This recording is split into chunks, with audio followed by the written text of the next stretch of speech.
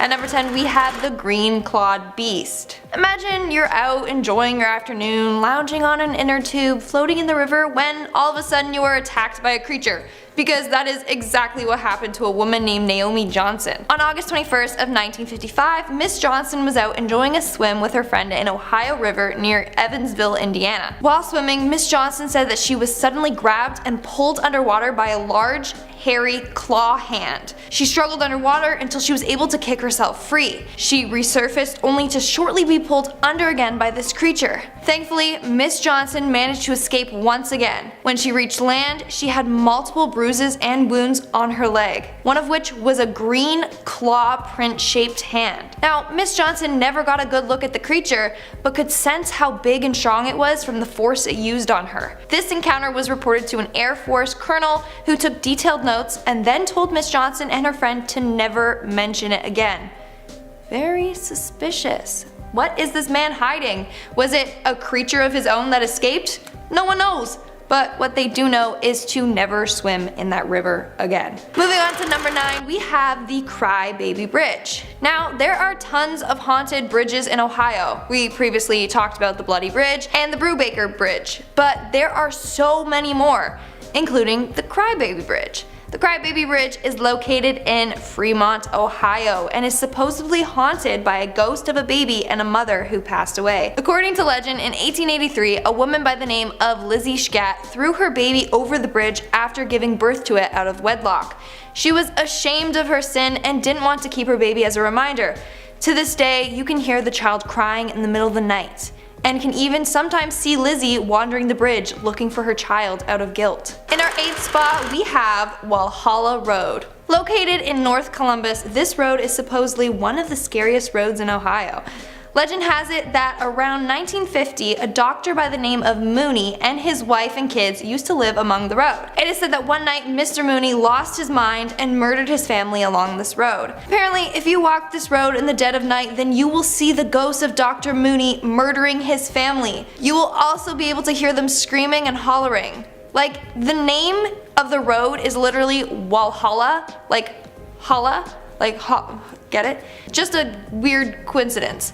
Also, if you walk this road at night, it is said that you can see an eerie blue light appearing from the attic of the Mooney's old mansion. Coming in at number 7, we have Loveland Castle. Although it may sound like a nice place to go for a honeymoon, don't be fooled. It's not. Well, maybe if you guys have a thing for ghosts. Not judging. Now, this castle was actually handmade by a man named Harry Andrews back in 1929. Harry was obsessed with medieval times and architecture and decided to build this towering castle in the middle of the Midwest. Andrew passed away in April of 1981 at the age of 91. Loveland Castle is now a museum spot for tourists to visit. It is said that people have seen a shadowy figure roam the halls that resembles Harry. Typically, this ghost makes an appearance when something in the castle is going to go wrong. This may be Harry's way of still looking after the castle after passing away. In fact, one time, sounds of slamming doors could be heard upstairs. Upon investigation, they noticed that the septic tank was about to overflow. They believe that the slamming doors was Harry's way to warn them about this. And lastly, there's also said to be another spirit roaming the castle. This spirit is referred to as the Viking entity. Now, people believe that this entity is attached to one of Harry's antique swords in the castle. This Viking can be seen in a long black cloak, carrying a sword at his chest. Moving on to number 6, we have Riders Inn. Now, if you ever need a place to stay in Ohio, don't worry, I got you covered with a list of haunted inns not to stay at. Now, on this list is a bed and breakfast known as Riders Inn. In this inn, you can enjoy their restaurant, comfy accommodations, and of course, 3 ghosts. The first ghost that people have claimed to see is of a man dressed in a Civil War uniform. Now, both the other 2 ghosts are Roxanne and Susanna, the second and third wives of the inn's founder, Joseph Ryder. Apparently, Roxanne is a friendly ghost, whereas Susanna causes trouble around the inn. Inn residents have stated that they have been let into the inn by a woman in a white nightgown when the doors should have been locked. This was either the ghost of Roxanne or Susanna. Now, may I mention that this inn is literally located on a street named Painesville? Like, What are the odds? We are now at our halfway mark with number 5. The Witch's Ball. What's a scary legend without some witches? Myrtle Hill Cemetery in Medina County is known for getting quite the group of interested people. Among all the graves, there's one in particular that stands out, and that's because it's marked with a giant sphere. This story revolves around a woman that endured a lot of suffering throughout her life. As a result, she ended up murdering her family members. She would have gotten away with it too if it wasn't for those meddling kids and their dog. Just kidding. But I love Scooby-Doo. Classic. But seriously, she would have gotten away with it if it wasn't for the town members who realized that her family just started to disappear. They believed that she was a witch and she was practicing her magic in the woods. As a result, she was stoned to death and buried under the giant sphere. Now, apparently she was buried standing up to make it hard for her to escape, and the spear was put on top as another precaution to make sure she never arose. However, it is said that her spirit has found a way to escape. In the wintertime, snow will not fall on the spear or the ground around it. On top of that, if you touch the spear, it will appear warm from the witch's energy, and in the summer, it will appear cold. People have also claimed that they have seen her figure in the woods by the cemetery or even seen an eye on the ball itself. Coming in at number 4, we have the Akron Civic Theater. Built in 1929 by Marcus Lowe, the Akron Civic Theater is a nice place to watch theatrical performances and even see ghosts. Although this theater is beautiful, it has a much darker past. Now, there is said to be 3 ghosts that haunt this theater. The first ghost is of a janitor named Fred. Fred apparently was the janitor for the theater and passed away one evening on his shift. Fred's ghost has been seen throughout the theater, and in fact, one person reported seeing him standing just outside the main entrance. It is also said that Fred becomes angry for anyone that dirties up the bathroom and will chase or attack them. No thanks. I'd rather hold it in if that's the case. The second ghost is of a man who is said to be a frequent theater goer or even of an actor that used to work there. He is said to lurk on the balcony and is fashionably dressed. And the last ghost is of a woman who died after jumping into the canal, which is below the theater. Her spirit is still said to roam the theater and is often heard crying. Let's move on to number 3 with the Headless Ghost. In October of 1889, a train conductor by the name of John Walsh was bringing the train along the Nickel Plate Railroad in Arcadia. While waiting for the signal that would allow him to continue traveling, he noticed that a section of the train cars had disconnected. While trying to reconnect them, the other missing section came barreling towards him, smashing his head between the 2 cars. In January of 1890, it is said that an engineer has seen John's ghost. Apparently, at night you can see John's headless ghost roaming the tracks looking for his, well, lost head. It is also said that he carries a lantern which he swings back and forth, and people have seen the eerie glow of his lantern at night. In our second spot, we have Helltown. What a nice sounding town to visit in Ohio. Helltown is located in an abandoned town of Newville in Ohio. Now, Helltown wasn't always the name given to this area. It was once known as Boston Mills, but it was bought out by the government, who forced the residents to leave the town. Legend states that the government closed down Boston Mills after a chemical accident that occurred there. As a result of this accident, citizens began to mutate. Some people have claimed to see these disfigured, mutated residents still lurking in the area. It is also said that murdered children roam the woods of Helltown. Apparently, while headed to school, a school bus filled with students ran out of gas. They were stranded in the middle of nowhere when they were killed by a patient from a mental asylum. It is said that the ghosts of these children still roam the woods and can be seen at night, along with hearing their screams. And in our number 1 spot, we have the West Branch Witch.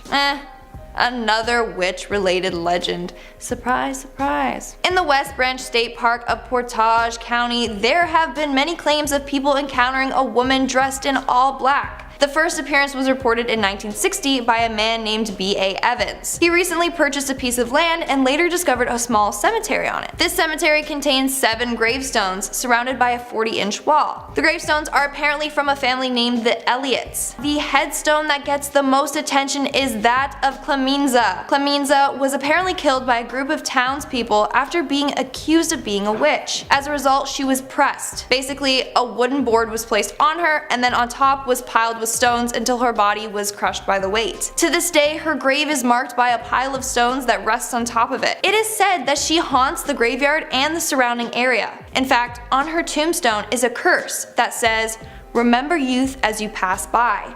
As you are now, so once was I. As I am now, so must you be. Prepare for death and follow me." If you read it out loud by her grave, she will apparently chase you away. Now, this legend continues, saying that one night a group of kids took stones from Clemenza's grave. Later on, they died on their way home in a car accident, but the one kid that didn't take the stone survived. So any geologists out there, I recommend not taking any rocks from this site. Starting off at number 10 now, we have Gore Orphanage. Legend says that in 1903, Mr. and Mrs. Sprunger founded Gore Orphanage in Vermilion, Ohio. Soon, there were over 100 boys and girls living there. Then, rumors of the orphans' mistreatment began. They say that Mrs. Sprunger would cook cows' heads and lungs and force the children to eat them or starve. Mr. Sprunger would also beat the kids with a leather strap until their bodies were covered in welts and bruises. He would also rent out the children to local farmers as slave labor. The children were only allowed to wash themselves once every 2 weeks and all had to use the same exact dirty bathwater. Their rooms were infested with rats that bit them as they slept. Eventually, the children tried to escape. Sometimes alone or sometimes in groups, they braved the dark and tried to cross the river at night, hoping to find people to look after them in the nearby town. On one cold night in December 1923, Gore Orphanage caught fire. Now to this day, nobody knows how it started. Some say a child knocked over an oil lamp. Others say Mr. Sprunger started the fire because he hated the children and wanted to collect the insurance money. The building burnt to the ground with the children trapped inside. Locals couldn't get close to the inferno to save them and had to listen to their screams as the orphanage was reduced to a charred husk. Over 100 children died that night. Legend says that you can still see their ghosts lurking in the field where the orphanage once stood. Late at night, you can hear the sounds of screaming and pleading for help. Moving on to number 9 now, we have Athens Insane Asylum. Now this building opened its doors in 1874, becoming one of Ohio's largest asylums for the mentally ill. In the beginning, things went well. It offered some of the best care to its patients. As the years went on, the owners realized that they could put some of the patients to work there, specifically on the nearby farm. The greedier they got, the more patients they took on. By the 1950s, it had become a dumping ground for anyone that a family couldn't afford or simply didn't want to look after. At 2,000 patients, it was now 3 times over its capacity, yet the number of staff remained unchanged. Patients were forcibly restrained for days at a time, left in crowded rooms meant for one person, and regularly beaten by staff. In 1993, the hospital finally closed its doors. The remaining buildings were left to Ohio University. In the years after, students would tell tales of strange figures standing in the empty wings in the former hospital. For me though, the creepy part is the report of a stain on the top floor of the building. They say it's of Margaret Skeeling, a patient who went missing in 1979. She was found 42 days later in an abandoned ward. Tests show that she died of heart failure, yet she was found naked next to her clothes folded neatly on the floor. To the horror of those who found her, the body had decomposed so badly that a stain had seeped into the actual concrete. It couldn't be scrubbed away, and they say to this day the stain can still be seen. Next up at number 8 now, we have the Melonheads. These humanoid creatures are said to be found in Lake County, Ohio. Now according to legend, the government ran a number of secret experiments on local children there. A man called Dr. Crow performed the experiments on children in an orphanage. The government hoped that they wouldn't cause as much of a stir that way because nobody would care about the children. Not my words, theirs. Or potentially theirs. The results of the experiment were shocking. The children's hair began to fall out and their bodies mutated, increasing their head to a gigantic size as a result of injecting them with excess fluid. The children feared for their lives. They grouped together and overthrew the twisted doctor, murdering him one night in the orphanage. Then they set fire to the building and fled to the woods to become feral. In the years since, locals have reported seeing fully grown adults with huge heads darting through the trees. While this is already creepy by itself. They also say that the so-called melon heads are now cannibals, feeding on any person that wanders too close to the woods. Moving on to number 7 now, we have the Reformatory. This is an old prison built in 1896 and designed by Levi T. Schofield. He wanted the place to inspire the inmates to experience a spiritual renewal and give up their harmful lifestyle, repent their wrongdoing. In the end though, it gained a reputation for death, after more than 200 people died there over the years. These days, people say that the building is haunted by the spirits of the dead. One such person is Helen Glatke, the wife of the prison's one-time warden.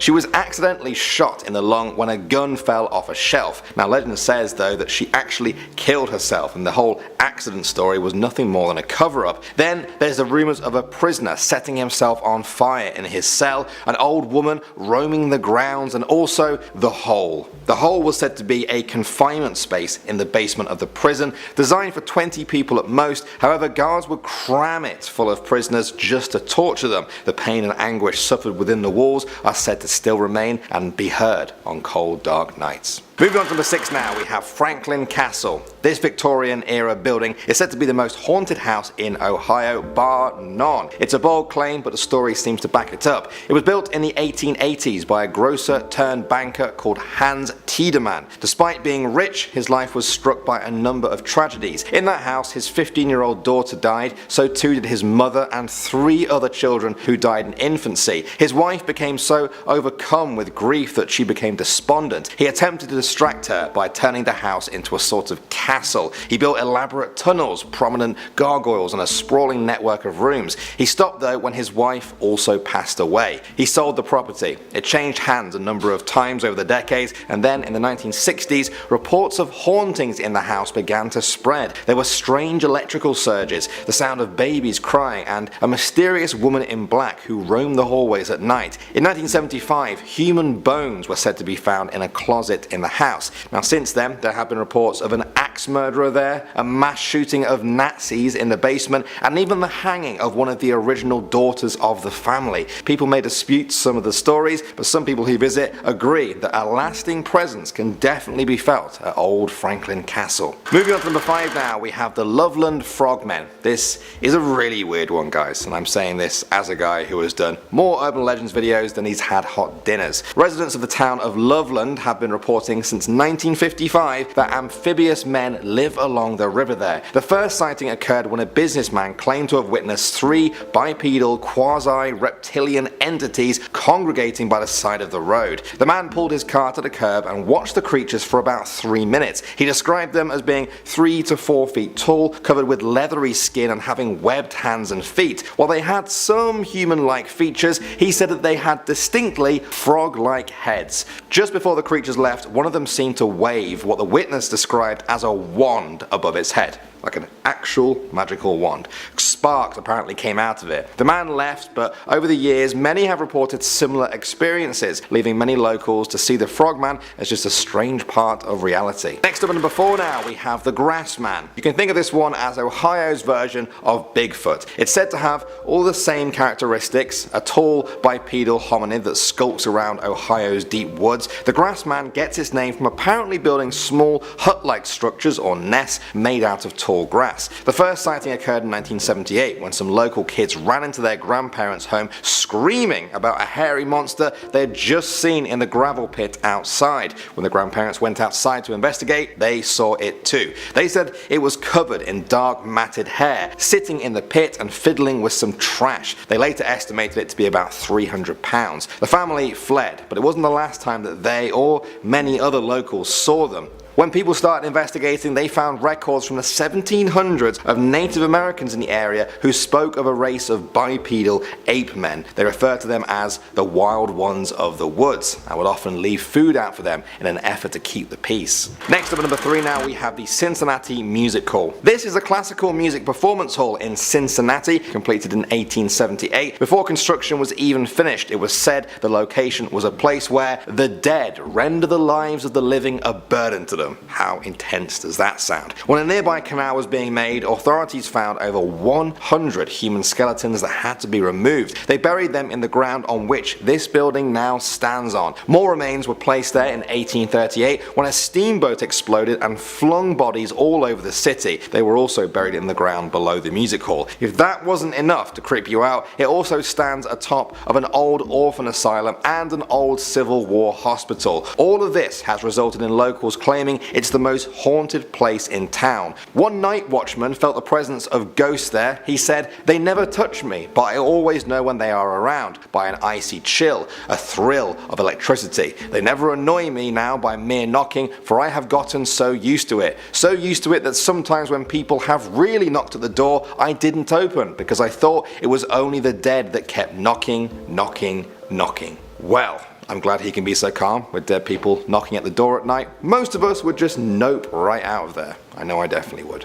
Moving on to number 2 now, guys, we have Lake Hope Furnace. During the Industrial Revolution, this furnace was used to process iron ore gathered from the area's sandstone bedrock. After 20 years, the furnace is shut down, but some say creepy stories still remain. They say that in order to ensure the furnace continued operating at night, watchmen were employed to tend to the furnace fires. On one fateful night, a watchman was walking along the platform with his lantern when he slipped in the darkness and fell into the bubbling ore inside the furnace. He screamed out for help, but was consumed in seconds. Now, legend says that on stormy nights, a ghostly watchman returns to make his rounds. There have been dozens of reports of a dark figure carrying a lantern walking along the top of Lake Hope Furnace. Some even say the figure continues pacing back and forth across the furnace until lightning strikes nearby, causing him to disappear until the next stormy night. And finally now, at the number 1 spot, we have the Wickerham Inn. In the 1790s, a man called Peter Wickerham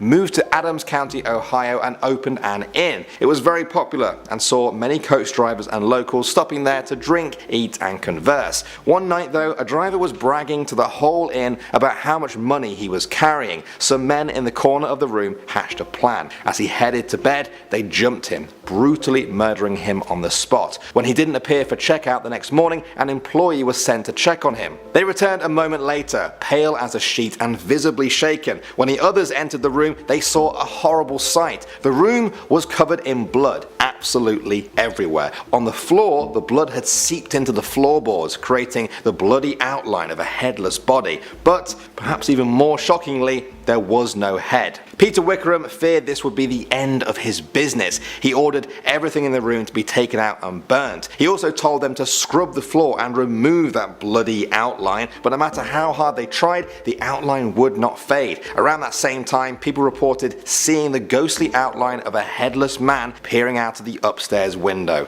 A long time passed, and in the 1920s, the inn was renovated. In the basement, the stone floor was removed to install a new heating system. As they pulled up the old flooring, they recoiled in horror at the sight of a complete human skeleton, complete except for the skull. Starting off number 10 now, we have the Haunted Mansion. Mansion, haunting, name a more iconic duo. Oh wait, this ghost story comes from the Luna Mansion in Las Lunas. It was built in 1880 by the wealthy Luna Otero family, and it stayed in their family for the next 90 years. Eventually, they sold it though, at which point it was turned into a restaurant. The new owners began to realize why the family may have sold the mansion now when guests first reported the hauntings. Perhaps that was what drove the Luna Otero family out of the property in the first place. A female ghost is the most common story and consistently appears in accounts of the building. They say she is wearing 1920s clothing and looks incredibly real. Now we're talking real as in she looks like flesh and bones, right there in front of you, not some sort of spectral wisp. The most common place she's seen in is an old rocking chair on the second floor. That's creepy. Investigators have proposed a theory that she's the ghost of Josefina Otero, a former owner of the house who is still sort of tending to the upkeep of the building even in death. She seems to have no interest to interact with the living. She simply sits and walks and sits and walks, eternally locked in the place she once called home. Next up at number 9 now, we have the Ghost lovers. Legend says that the Double Eagle restaurant in the town of Mesilla is haunted by two teenage ghost lovers. Their names are Armando and Inez. Armando was the son of a wealthy family who owned the house, while Inez was one of the housemaids. The pair fell in love, but when Armando's mother found out, she fired Inez and banished her from the house. The village supported their love and helped them keep their romance a secret from the boy's parents. One day though, the mother came home early and found the two in Armando's bedroom. She was so outraged, she grabbed her sewing shears and stabbed Inez to death. In the struggle, however, she accidentally stabbed her own son. Armando died 3 days later. His spirit joined Inez's spirit in the house, which went on to become the Double Eagle restaurant. These days, the employees and some customers of the restaurant have told tales of their encounters with the ghosts of Armando and Inez, the teenage ghost lovers. Moving on to number 8 now, we have La Mala Hora. In English, that name is translated as the evil hour or the evil one. She is said to be a wicked spirit, an evil demon that wanders the country roads of New Mexico at night. She walks and waits at crossroads until she finds someone traveling alone, then her time comes. She is usually first seen as a sort of large black lump, ever moving, ever changing shape. It can also change size rapidly, growing larger and smalling, a disorientating sight to see. Witnesses have likened this to a ghostly black shroud or a large black cotton ball. Anyone who looks at the evil one is driven insane. They are hypnotized, then paralyzed, and then when they are at their most defenseless, they are enveloped and suffocated. The next morning, the body is found dead at the side of the road. Locals are often reluctant to talk about all of this. Some only refer to it as an evil thing. Those that do talk say that the evil one seldom appears in human form, but when it does, it appears as a wicked old woman dressed in black with long flowing hair. Seeing her is considered to be a death omen. Encountering her is said to be a sign that the person or someone they know is going to die soon. Next up, number 7 now, we have the Haunted Chemo Theatre. This movie theatre opened in Albuquerque in 1927. A year after its construction, Oresti Bachichi, the owner, died suddenly, leaving the theatre to his sons. They turned it into a success, bringing in shows to the theatre to run alongside the movies. Eventually though, tragedy struck. In 1951, a 6-year-old boy named Bobby Darnell was killed when the boiler in the basement exploded, demolishing part of the lobby. Bobby had been standing on the balcony in the lobby with some of his friends. Suddenly he was scared by something on the screen and ran down to the staircase to the lobby. Just as he arrived, the boiler exploded, taking Bobby and part of the lobby with it. Legend says that Bobby's spirit has remained there ever since. They say he's now a trickster that causes problems during performances. In order to appease him, the cast of a play will actually hang donuts on the water pipes that run along the back wall of the theatre behind the stage. Often the treats are gone the next morning, or if there is a donut left, they'll find a tiny little bite mark on it. Moving on to number 6 now, we have the Dawson Coal Mine. In 1901, the Dawson Coal Mine opened and a railroad was built that linked the new town of Dawson with Tucumcari. The town of Dawson was born and grew. It had its own newspaper, theatre, hotel, hospital, and even a bowling alley. Amazing. On October 22nd, 1913, tragedy struck though, when an explosion in the nearby mine killed 263 miners plus 2 rescuers. Less than 10 years later, another explosion killed 120 men. The town didn't fall apart though, it continued on all the way until 1950. When the mine closed in that year though, the company sold the whole town, buildings and all, to be carried off to other locations. All that remains today is Dawson's Cemetery, making it a ghost town in more than one way. Paranormal hunters have been drawn there for the past 70 years. They say they've seen misty apparitions and glowing lights near the cemetery gravestones. Legend says the lights are actually the headlights of the dead miners' helmets. Moving on now to number 5, we have La Lorna. Now some of you may have heard me talk about this in other urban legends videos. It's prevalent across the southern US states and New Mexico is no different. In the New Mexico version, the weeping woman is the ghost of a mother who drowned her children. When she fully realized what she had done, she was overcome with grief. She would not eat and walked along the river in her white gown searching for her boys, hoping they would come back to her. She cried and cried endlessly as she roamed the riverbanks and her gown became soiled and torn. When she continued to refuse to eat, she grew thinner and appeared taller until she looked like a huge walking skeleton. There, by the river, she finally died and her spirit began to walk the same route that she did. Her weeping and wailing became a curse of the night, and the people who lived along the Santa Fe River were too afraid to go out after dark. They say she can still be seen drifting between the trees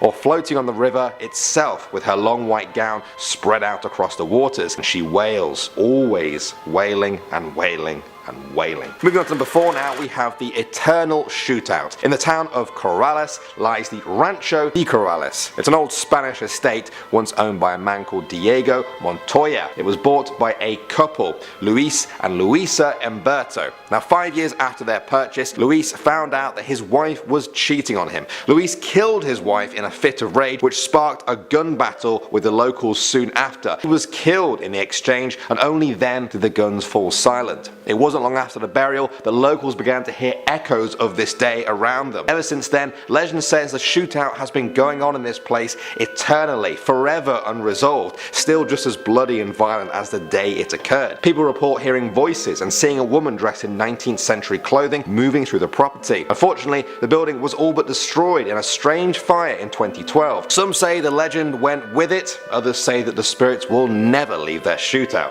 Next up at number 3 now, we have the Haunted Insane Asylum, another iconic duo, I guess you could say. This one can be found in Albuquerque's North Valley, built in the 1900s. According to local legends, the facility was once run by an evil, twisted doctor who experimented on patients, even children. This would often result in their deaths. Witnesses say these murdered patients now haunt the very site, and that people feel a deep sense of oppression when they're nearby. More than that, some visitors have said the abandoned site is home to a creepy, dark figure that follows them around, the same one that has appeared in photographs over the years. In 2014, the local sheriff's office announced plans to send extra police officers there. Now, they said this was because of trespassers, but other people have theorized that the police may have been sent there to investigate the strange goings on, and their silence since then has been quite suspicious. Moving on to number 2 now, we have the Children's Hospital. In 1910, Clyde and Carrie Tingley moved to New Mexico. Over the years, they set about making their dream come true of helping sick children. Carrie Tingley Children's Hospital was opened in 1937 to treat children with polio. However, new medical advancements meant that the hospital began treating children with a wide array of medical disorders, mostly orthopedic, and including but not limited to scoliosis, club feet, cerebral palsy, and spina bifida. The pain and suffering that the children experienced there is said to have left an eternal imprint on the hospital itself. According to witnesses, you can still hear the sounds of children crying, voices echoing through the halls, and even a heartbeat can be heard in the empty areas. And finally, number 1 now, we have the humming. I love this one. The Taos hum is perhaps the most famous hum in the world. Over the years, residents of the town of Taos have reported hearing a humming sound, a low frequency noise with a rhythmic pulse to it. Many people that live there say it sounds like a faraway diesel engine. It's no laughing matter either. In 1993, the citizens actually petitioned the American Congress to investigate the source of the humming. A report found that most hearers initially experience a hum with an abrupt beginning, as if some device had just been switched on. They say it caused dizziness, insomnia, disorientation, pressure on the ears, headaches, and even nosebleeds. Many of them thought there was some sort of connection between the humming and the US government. They thought they were hearing the sound of a covert military or naval operation. Although Taos has become the focus of the humming research, it's actually become a worldwide phenomenon. Take a look at the full story and see if you have any good theories.